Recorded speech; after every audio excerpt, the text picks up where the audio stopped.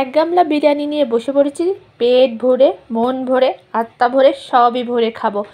একদম ভর পেট খাবো, জমিয়ে রান্না করেছি। আর রান্নাটা দুর্দান্ত হয়েছিল। হ্যালো বন্ধুরা, কেমন আছেন সবাই? আশা করছি সবাই খুব ভালো আছেন। তো মাত্র স্নান করে ফ্রেশ হয়ে এসে আর আমার লেট সহ্য হলো না। মাথায় এপালে জল আছে, কোনো রকম মাথাটা একটু মুছে খাবার দাবার খেতে চলে আসছে। কারণ রান্নাটা করতে অনেক লেট হয়ে গিয়েছিল। ওখানে পিছনে দেখতে পাচ্ছেন এখন অনেকগুলো কাপড় চাপড় আছে, ওইগুলো কাচা হয়নি, পরে কেচে নিব আর কি।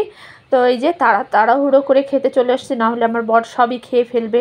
ও একটা দুষ্টু, ও যা পায় তাই খেয়ে ফেলে, আমার জন্য একটু রাখে না। তো আমি ওকে আমার ছেলেকে একটু দিচ্ছি, বাবা তুমি খাবে? যে ছেলে যেটা নিচ্ছে সেটা নিচ্ছে, যেটা না নিচ্ছে সেটা না নিচ্ছে। তো দুইজনে মিলে এখন মজা করে খাবারটা খাচ্ছি। বন্ধুরা, আমাদের এইদিকের ওয়েদারটা খুবই খারাপ। তোমাদের মানে কোন জায়গার কি মানে অবস্থা অবশ্যই কমেন্টে জানাবে। আর মানে এত বৃষ্টি হচ্ছে, মানে রাত থেকে একটা নিম্নচাপ শুরু হয়েছে 12টার পর থেকে, 12টার দিক থেকে আর কি।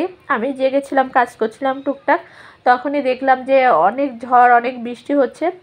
আর একদম সকাল থেকে শুরু হয়েছে মুষলধারায় বৃষ্টি আর বাতাস, সে যে কী অবস্থা, খুবই খারাপ অবস্থা। আর আমি বাসায় রান্না করেছি বিরিয়ানি। কেমন হয়েছে বলো তো? বিষয়টা একদম জমে ক্ষীর। কিন্তু আমরা যারা ঘরে আছি বিষয়টা তাদের জন্য জমে ক্ষীর, কিন্তু যারা বাইরে কাজ করতেছে, যারা অফিসে গেছে, যারা মাঠে ঘাটে কাজ করতেছে, তাদের জন্য বিষয়টা একদমই ঠিক না।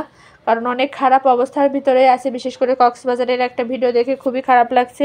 সবার জন্য মন থেকে আশীর্বাদ করি, ভগবান যেন সবাইকে ভালো রাখে, সবাইকে সুস্থ রাখে। এই জিনিসটা ভগবান সবাইকে এই আশীর্বাদটা করুক আর কি।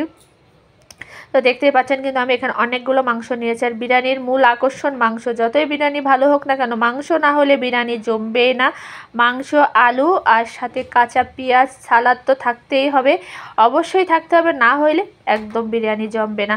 তো আমরা অস্থিরভাবে রান্না বান্না করে সুন্দরভাবে আপনাদের দাদা যতক্ষণ খেতে পেরেছি খেয়ে দিয়ে উঠে চলে গেছে।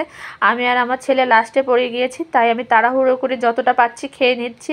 খাওয়া দাওয়া করে তা ভাবছি রাতের জন্য কি রান্না করা যায়। তো আপনাদের দাদা বলে যদি বিরিয়ানি বেঁচে থাকে রাত্রে বিরিয়ানি চলে যাবে। তো আবার তার কথা শুনে মানে চাল একটু দেওয়ার সময় একটু বেশি করেই দিয়েছিলাম, অতটা টেনশন নেই, দেখা যাক। তারপর যদি শর্ট পড়ে যায় আবার অন্য কিছু রান্না করতে হবে। তো বন্ধুরা, ভিডিওটা কেমন লাগলো অবশ্যই কিন্তু জানাবেন। ভালো লেগে থাকলে অবশ্যই পাশে থাকবেন।